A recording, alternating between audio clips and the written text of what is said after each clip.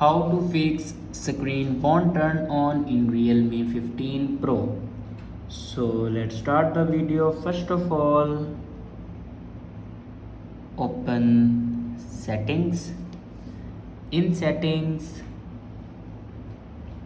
scroll down and here you can see the option system and update. Now click on it and then click on backup and reset.